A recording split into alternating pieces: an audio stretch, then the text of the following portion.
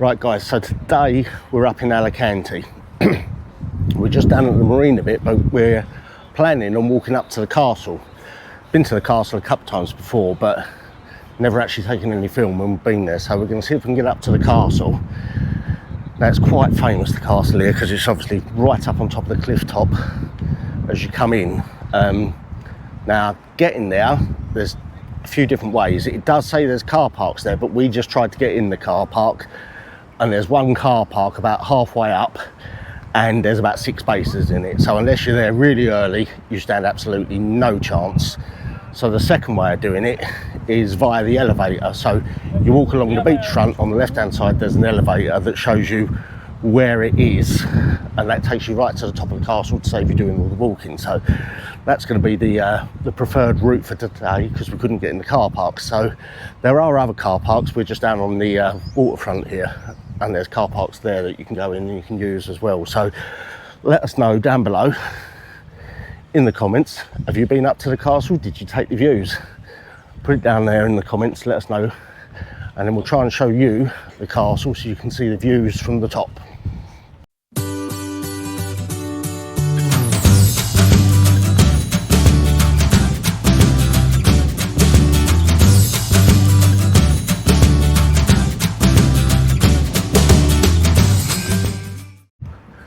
So one thing you do notice as you're walking along the front, to get along there, you can't actually get to see the castle because it's hidden behind the Grand Sol Hotel. Now, whoever let them build that absolute monstrosity of a hotel in the middle of Alicante, whoever was on the planning department wants shooting for that, because that's just proper sacrilege, really.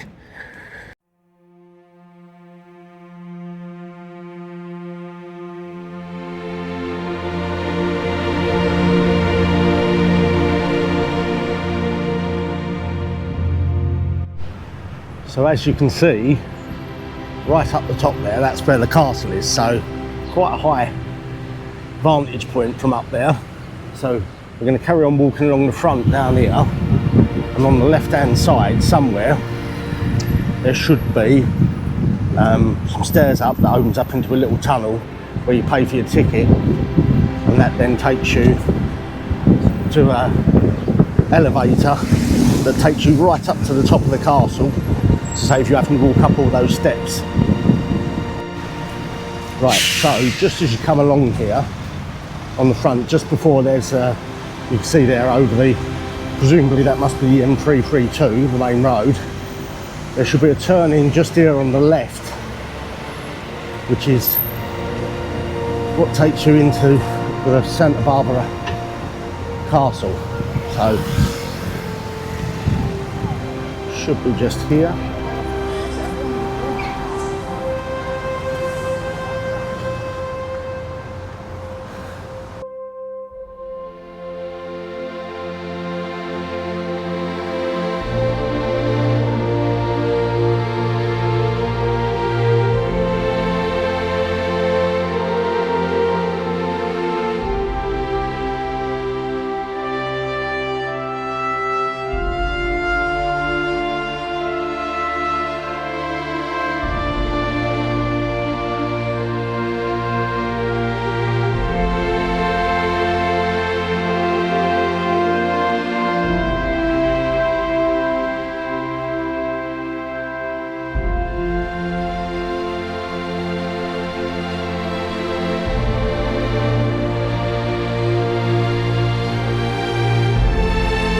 Right, so once you get the lift up, it then brings you out and you're at the top of the castle. So,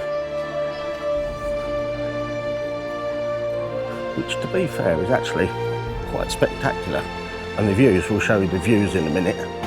The views from here are absolutely amazing.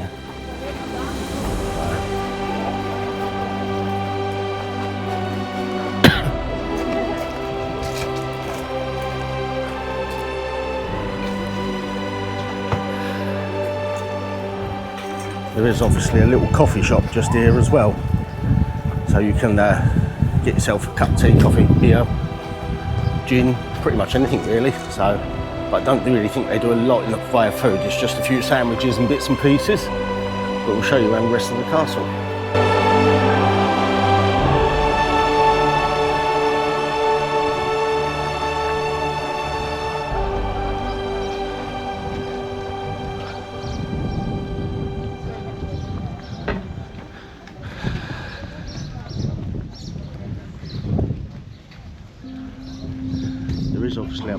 There's a part down there which is the lower part of the castle. We've not actually been around that bit yet, so we'll have a look later on, see if we can get around that, but we'll kind of take the road and head up to the actual castle. I'm not sure, I think this is the way without the steps. I think over there to the left is the more direct route, but that's all steps to get up there. So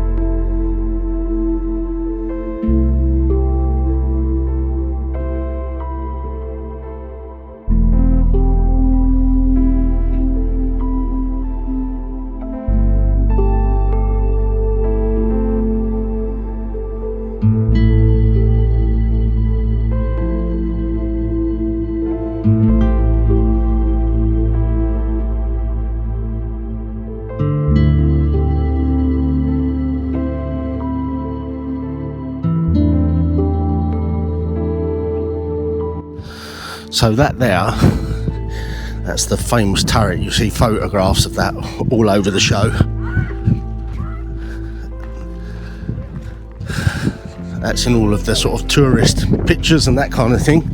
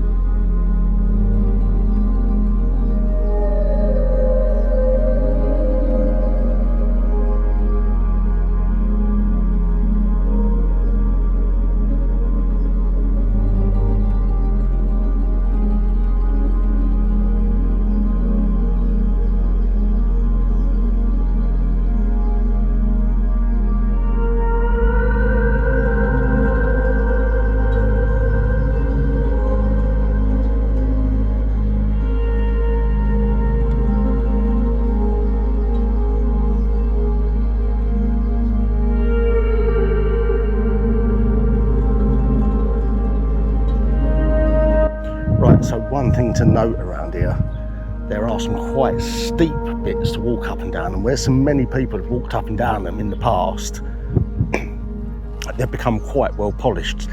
So I would say make sure you've got some pretty good footwear on, because it gets a bit slippy underfoot in areas.